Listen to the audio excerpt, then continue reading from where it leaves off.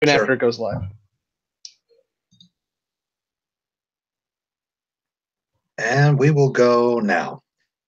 And hello to all of you out there in podcast world. This is the Front Row Movie Reviews, the podcast for people who actually like movies and TV most of the time. I'm your host, Brandon Davis, and this is our first Zone-i-Sodes episode of 2018. We took a little bit of a hiatus last week due to the holidays, and Scott wasn't really feeling that great, so and actually releasing these every week, that's actually pretty good that was our first week off. So. Yeah, I have a feeling we'll catch up because I don't know. So sooner or later we'll have like 2 or something. But I couldn't speak last week, and I didn't want to speak last week. So yeah. Well, that's okay. So we're back, and it's a brand new year, and we're plugging right along here in season 2, and we are talking about The Trouble with Templeton, which aired December 9th, 1960. So from the right time of year, we did skip around our last episode with Night at the Meek, so we're going back now for a couple weeks where we're supposed to be. But Scott, as we get going here, give us your plot synopsis for this episode. Booth Templeton is a thespian. Yes. A Broadway thespian who has been a star of stage for decades. And when he is about to start in a new play, he begins to get nostalgic for older times when his director didn't yell at him and youngins didn't disrespect him. He leaves the theater and realizes he has been sent back in time a good 33 years to 1927, where he finds his old speakeasy is still up and running, and his friend and girlfriend slash wife slash not entirely sure. I know. Yeah, I don't think they ever said they were married or not. I think they were just kind of like hanging. Booth was just hanging with her. He finds those two in the speakeasy waiting for him. Soon he realizes that he is not made for this world anymore as he has grown old.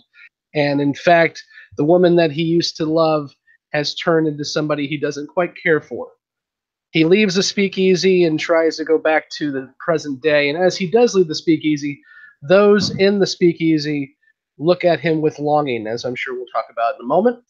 He returns to the theater and returns back to 1960, the present day. And there he finds a script for his own life and realizes that the ghosts slash whatever in the speakeasy were doing a show for him to make him want to go back to the present day. And that's about it. Well, here's how Rod opens up the episode. Sorry, go ahead. Oh, yes, he is. Yes, he is.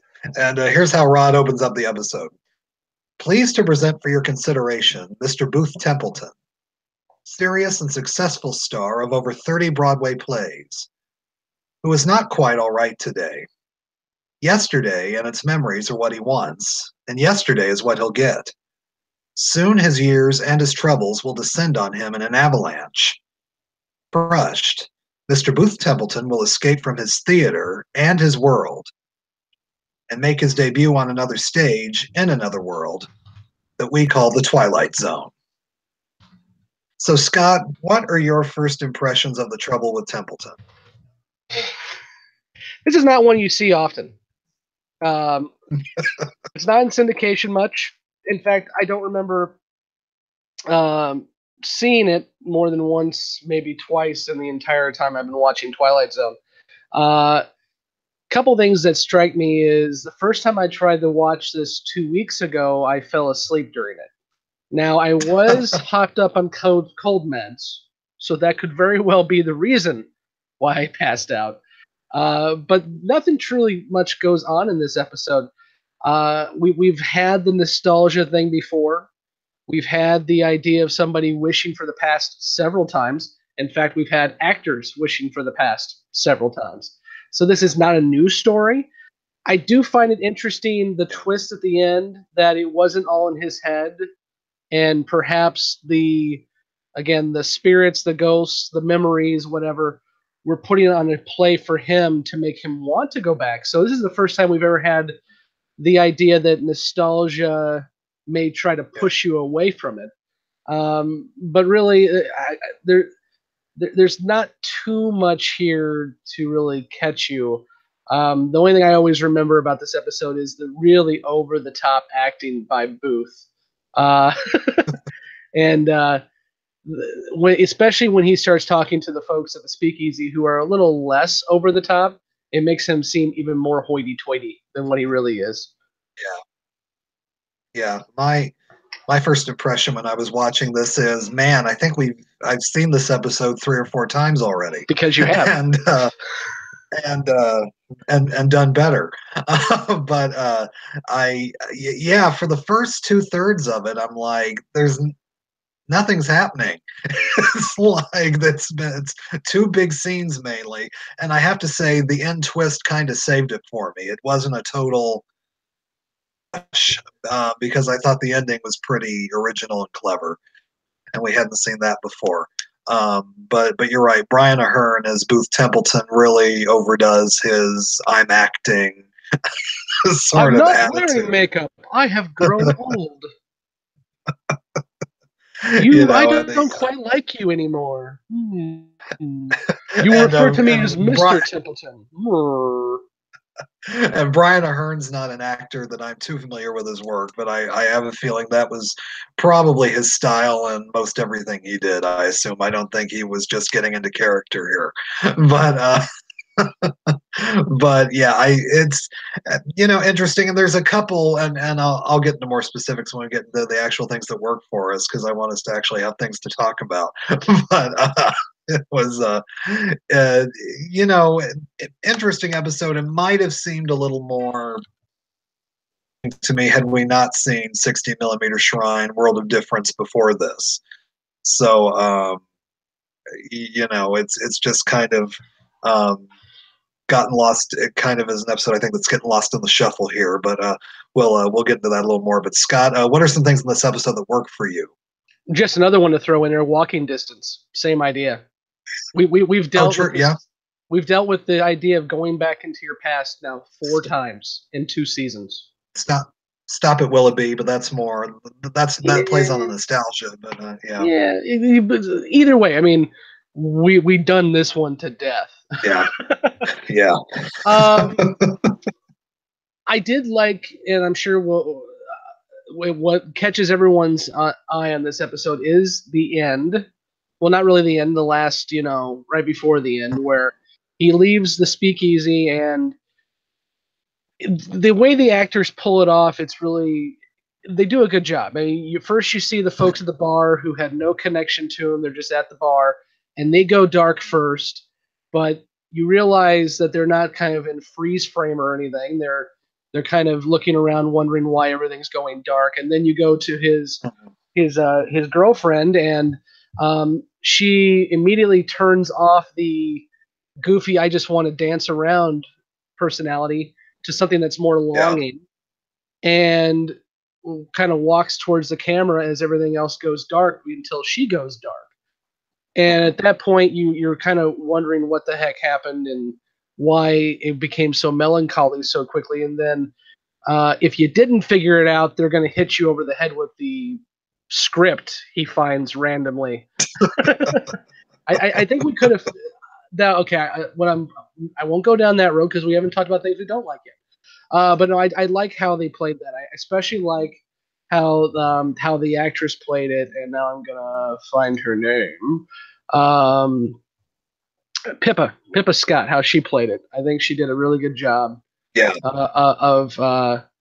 With just kind of being able to turn off that, I'm a young, fun-loving girl into somebody who's realizing that she had to push something away that maybe she wanted to. Yeah. That's what I got. Well, that was one of my points. I think Pippa Scott is sort of the strength of the episode, because you really comes in, you're like, this is really the woman that he's so nostalgic for, because she's making you not like her. She's accomplishing her task. And then I love the switch at the end, but she's very she's very opposite of what he's doing. You know, he's this very hammy, over the top, as you mentioned, thespian. But she is, you know, very natural and very matter of fact about everything, and comes across as nasty when she needs to. But of course, as we figure out later, that's what she's trying to do. Um, I do that shot when everything starts to go dark and he leaves and everything's silent. I thought that was a very interesting cinematic thing to do, and I think that that's something that we really hadn't seen. And so there's at least something original in this episode that you can latch onto that we haven't seen before. And I did think the script idea was interesting. I don't think they quite have to hit you over the head like they do with it, but it's at least even though it's a theme that we've seen 4 or 5 times, at least they tried to do something different with it. So I give them that. So really, the two strengths of this for me are Pippa Scott and her performance, and that final bit, that shot of everything going dark and the final twist. But there's more to talk about though that doesn't quite work in this episode. Scott, what are some things that didn't work for you? Well, we've already kind of hit on it. I really was not a fan of how Booth Templeton was portrayed.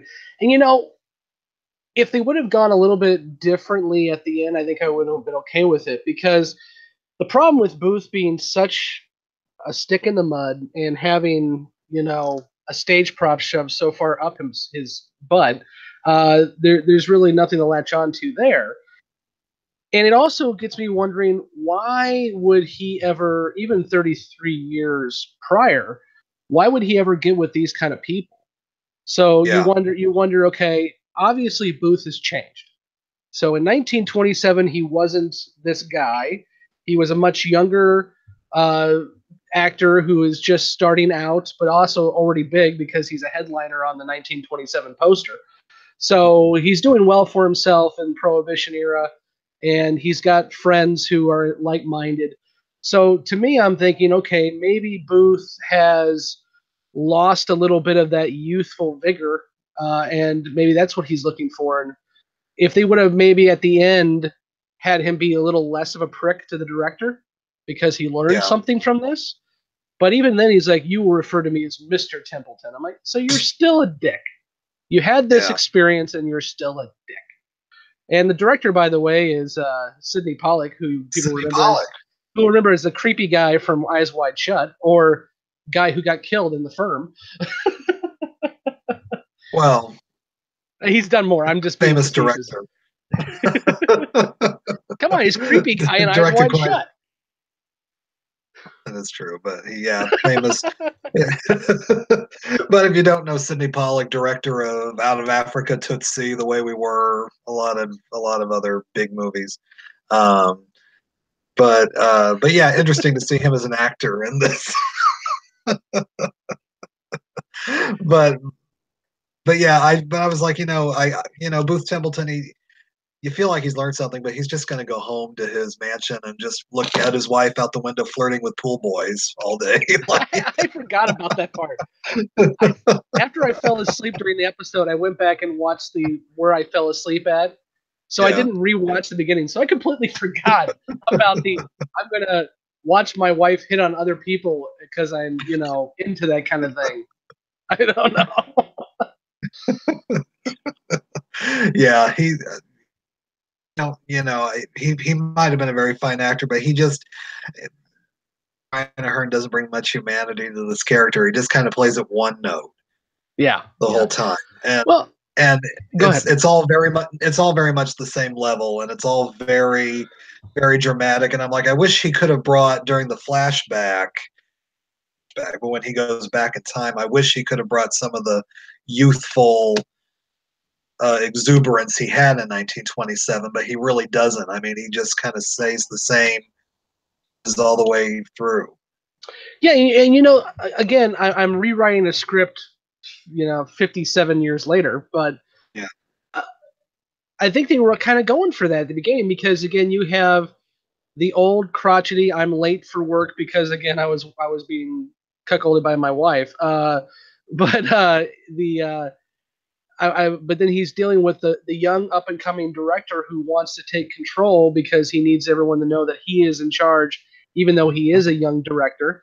So it easily could be played at the end to where Templeton realizes that even though the director was being a little forceful, it's because he's just as young as Templeton used to be, and therefore there may be a camaraderie there when he realizes he wants to regain some of his youth. But instead, he's still a prick. That's all I got. He's still a prick. He's everything theater is stereotyped to be bad. That's what I thought. I thought this is just a stereotype of what people think theater people are like. And so but yeah, my other major complaint is that it just, as I mentioned before, the first 2/3 of the episode are just kind of nothing. You're just watching him being this elitist jerk the whole time, and and it's that very long him, and it doesn't really pick up until she starts the flapper dancing. but and she goes to town. She really does. For those listening to the podcast, I apologize. You can't see my flapping. Scott is doing a visual. I don't know if it's flap dancing or the Macarena. It could be one or the other. Yeah, but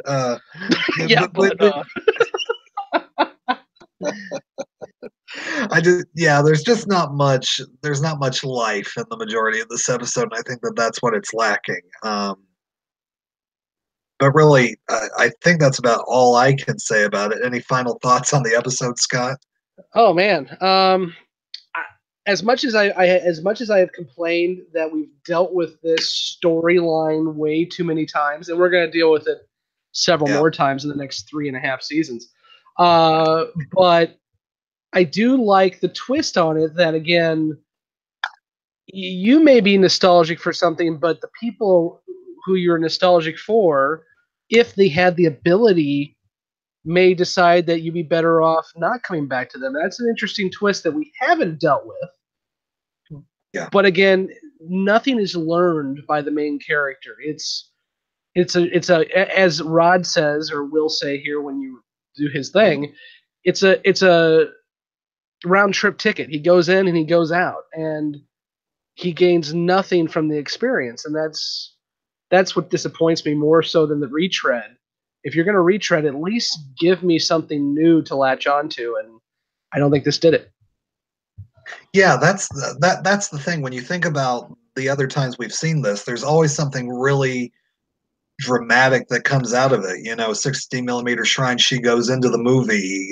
Gig Young in Walking Distance walks out with his body changed with a limp. In World of Difference, he disappears into the sky.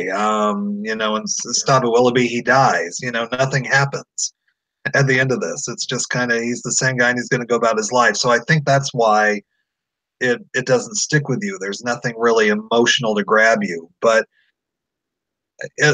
like I said, this episode isn't a total waste for me because it was something original and they were, trying to do something, but there wasn't as much emotional pull this time around. But interesting. And like I said, have we not been watching these in order, if this had just been a random episode in syndication, I might have maybe had a different opinion of it. But because I've seen better examples already, it's hard to sort of place it on a higher plane right now. But as we sort of segue now into our scores, if you're just joining us here for this first episode of 2018, we rank each episode at the end of each of our episodes, and we do it on a scale of 1 to 10, 10 being the very best Twilight Zone has to offer. An average Twilight Zone episode, which of course for most shows sometimes would be their best, and a 1 being Chaser and Bewitching Pool, which I've still got a long way to go, but it's been built up so much,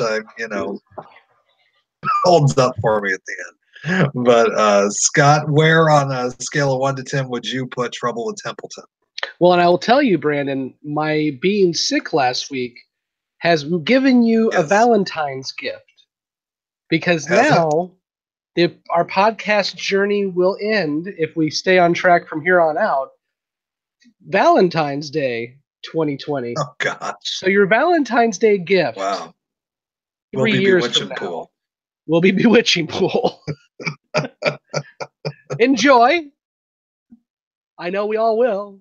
I guess 2 years from now, but yeah, 2 years and 2 months from now, we'll have Bewitching Pool. Enjoy. Very nice. So for me, as you mentioned, a 5 is an average Twilight Zone episode. I don't believe this is average. I think it's a little bit below average, but I also don't think it's as bad as The Lateness of the Hour was a few weeks ago, and I gave that a 3. So I'm going to give it a 4, just slightly below average. And we are starting the year on the exact same page. 4 was exactly what I was going to give it.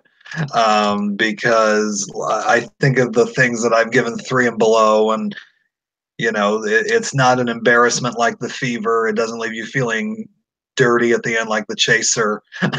And it wasn't cringeworthy like Lateness of the Hour. So it fits right in the 4 slot. It's a below average Twilight Zone episode, but at least there's something to hang on to. Mm-hmm. So interesting way to start out the year, but we're in season 2 and we got some interesting stuff coming up. Well, if The Chaser makes you feel dirty at the end, I want to know what a Most Unusual Camera makes you feel at the end of that one. Oh, we'll see. You haven't watched that one yet, I don't believe. I have not watched it yet. I'm going to watch it this week. It is the exact opposite end of the spectrum than this episode, I will say that much. Oh, okay. Maybe not in scores, but in tone, it is the exact opposite of the spectrum. Well, maybe I can look forward to the different change of pace. I hope you like slapstick. Oh wow! Well, if slapstick is done right, I do. But we'll see.